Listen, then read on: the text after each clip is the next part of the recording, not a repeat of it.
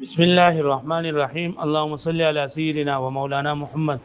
وعلى ال سيدنا ومولانا محمد وبارك وسلم وصل عليه. رب زدنا علما، رب اشرح لي صدري ويسر لي امري واحلل عقدة من لساني يفقهوا قولي. نو منګه دغه شعرونه ویلي وس دی. وقال ربيعه بن مقروم الزبي، ربيعه ابن مقروم د زبه قبيله سره تعلق ساتي، نو د هم د خپل ډلې او د خپل لخر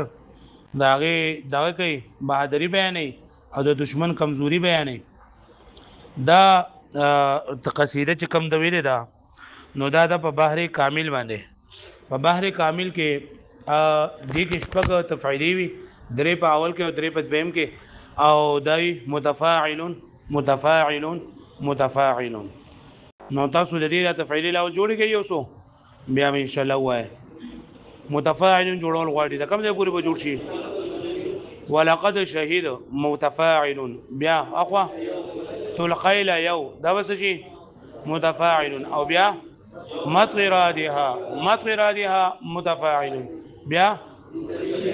بسلیم او بیا متفاعلون،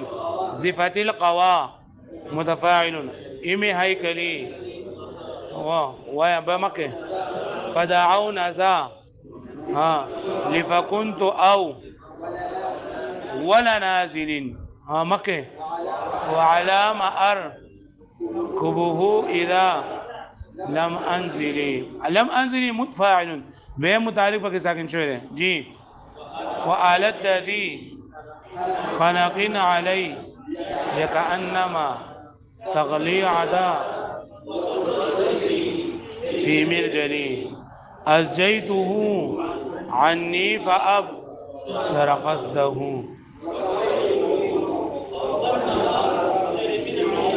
متفاعل متفاعل متفاعل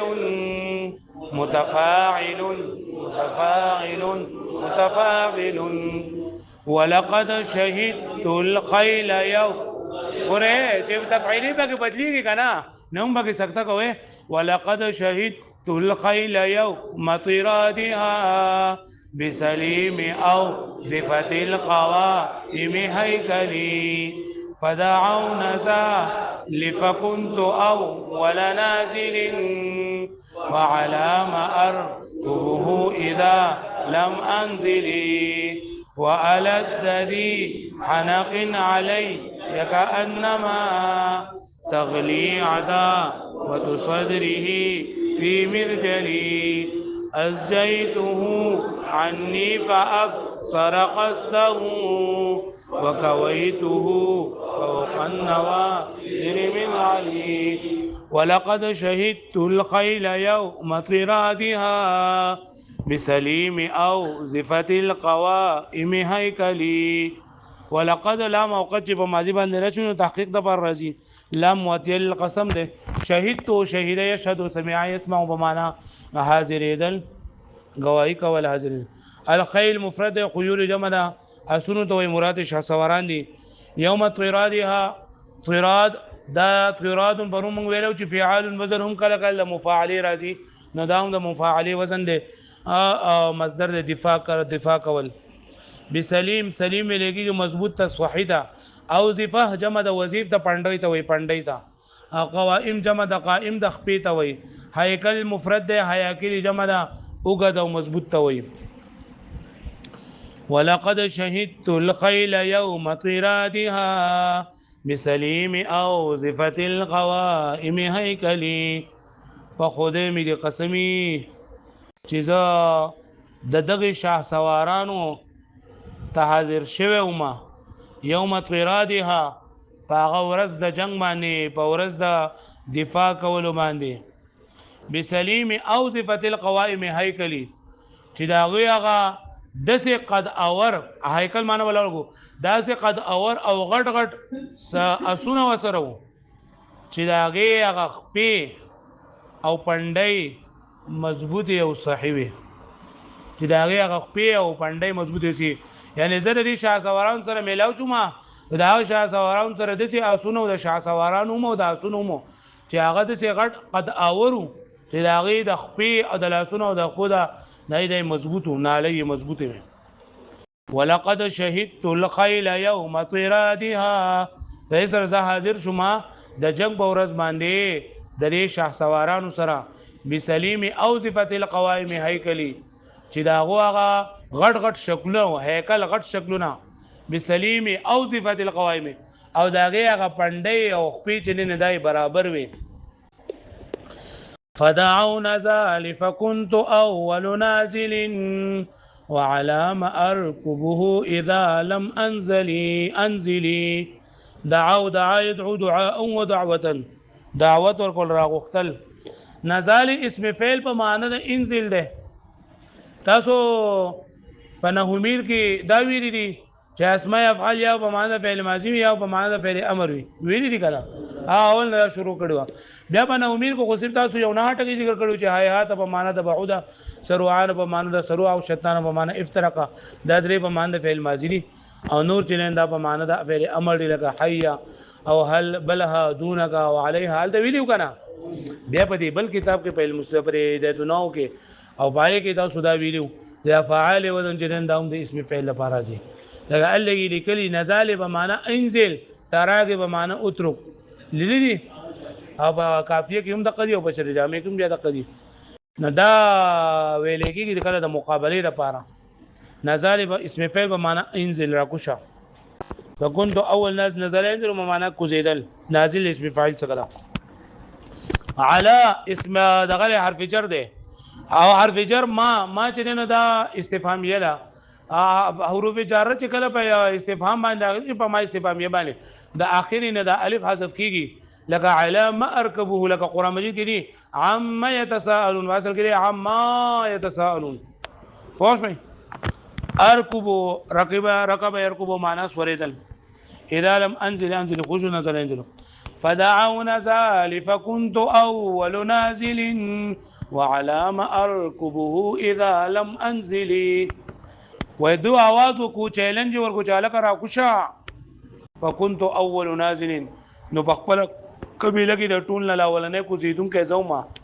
وعلى ما اركبه او د سره پار سور شوی مده سور لیتا اذا لم انزل کله چې د کو زیدونه ما مطلب دا کنه چې دو چیلنج ورکو چاله کرا کوشا نه مقابله لپاره نه اول ته زه ورکو شوما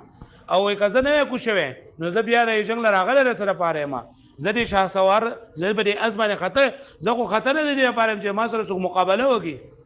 نو زه د مقابله لپاره لاول نو خپل بادری په ذکر کوي فدعونا ذال فكنت اول نازل فسغوي چې راکوشه نو زوم اولنې راکوزیدونکې وعلامه اركبه او د سره پاره سور شیم به سوال لمانه اذا لم انزل کله چې زنه راکوزیګم د دینه وألد ذي حنق علي كأنما تغلي عداوة صدره في مرجلي واو بمعنى ربا ألد لد يلد د سمع يسمعون بمعنى جګړه کول او ألد اسم تفضیل له قرآن مجید کې جره او هو ألد القسام سخت جګړه کوونکې ذي حنق يحنق سمع غضب نا کېدل غوسه کېدل کانما تغلی غلا یغلی په معنا خټ کېدل جوش وحل عداوت خو دشمنی ته صدر سینې ته مخکې تر شوی دی صدور جمع ده مرجل مفرد ده مراجل جمع ده کټوي ته وي والد ذي حنق علي كانما تغلي عداوة صدره في مرجلي او ډیر جګړه کوونکی غوسه کوي په ما باندې ډیر غوسه کوون ډیر جګړه کوونکی غوسه ناک دی په ما باندې غوسه کوي په ما باندې کانما گویا کې چې تغلی عداوت صدره خټکیږي د دود سینې هغه دشمنی فی مرجلی په کټوي کې لکه څنګه چې کټوي په اور باندې پرتی هغه خټکیږي او دا आवाजونه کوي د قشان دي ډیر جګړه کوونکو ما ته د غضبناک دي او ما ته د غوسه دي چې داغو په سینه کې زما د غضب زما د دشمنی غور خټ کې پکې پوه شو مې باندې والد ذي حنق علي كانما او ډیر جګړه کوونکی غضبناک دي په ما باندې گویا کې چې خټ کېږي عداوت صدری داغو د سینې د زړه دشمنی فی مرجل پکټوي کې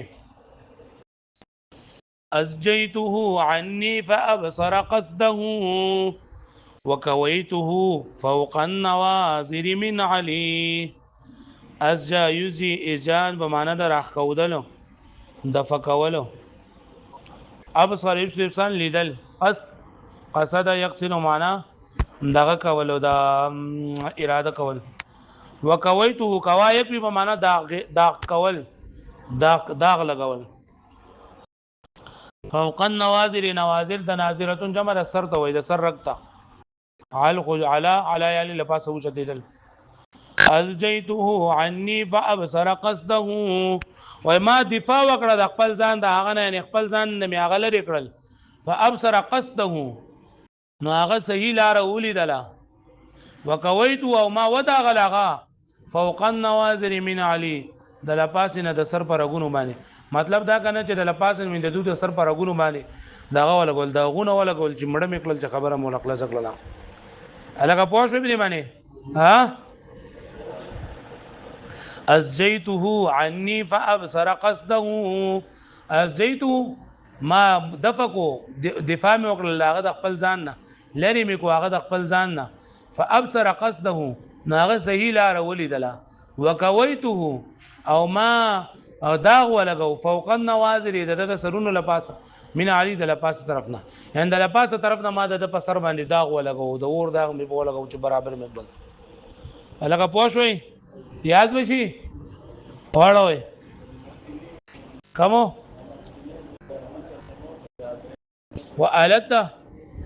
وألد ذي حنق علي كأنما او ډیر جګړه کوونکی غوسه کوي په ما باندې كأنما تغلی گویا کې چې خټکیږي عداوت صدره دا غودري سینې غ دشمنی فی مرجلی په کټوي کې من علی د لپاسه طرف